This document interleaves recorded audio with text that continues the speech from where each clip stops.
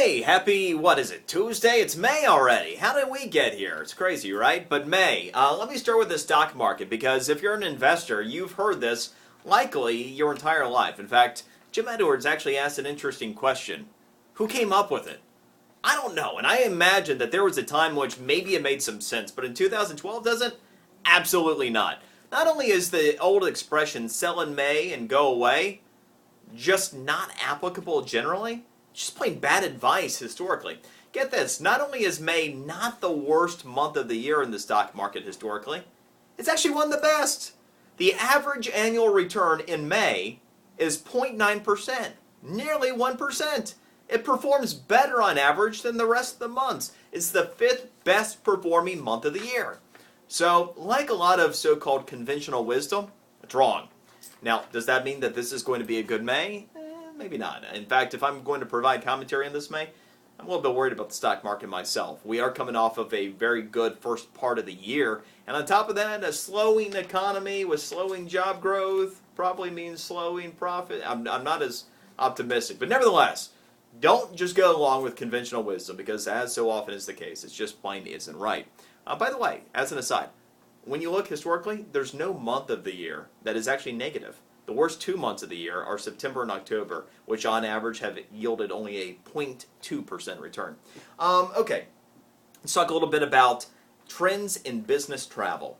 If I were to ask you if business travel over the past decade has increased, stayed the same, or decreased, which would you go with? Well, there actually has been a very big decrease in business travel over the last decade. Certainly the virtual business meeting is popular today, and it's replaced a lot of what used to be considered essential business travel. Business travel is down nearly 25%, in the neighborhood of 23%, really, over the past decade. Here's the thing, though. We've actually seen the average reimbursement for business travel decrease net over the past decade. At the same time, the average business trip has gone from just over $400 in expense a decade ago to now over $560 on average. So if you do the math, on the average business trip, if you're the person making the business trip, you're having to pick up some of the tab yourself because the business just isn't doing so.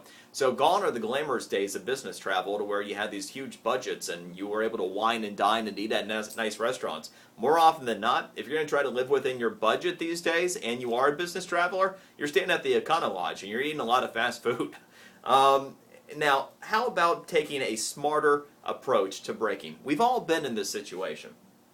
You're on the interstate and you're well below speed and near bumper to bumper, and miles go on, and you still can't figure out why the heck it's all slow. Why? What's going? There's no accident. Nobody's pulling nothing here.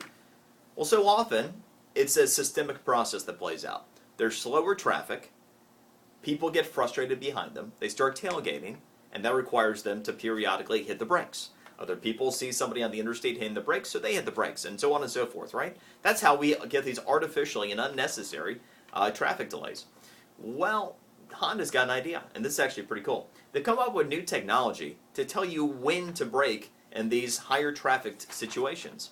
So you don't get in a situation where you're tailgating, you don't get in a situation where you're slamming on the brakes, and it also would likely lead to fewer traffic backups. This new brake technology also, when implemented correctly, will save you approximately 8% on gas. So it'll save you money, fewer traffic delays, and it'll probably save you some money in having to replace those brakes too. It's a win-win all over the place. That is the cheat sheet for today. I got a lot of other stuff for you on the physical cheat sheet. I invite you to go check it out. Enjoy yours. We'll see you tomorrow.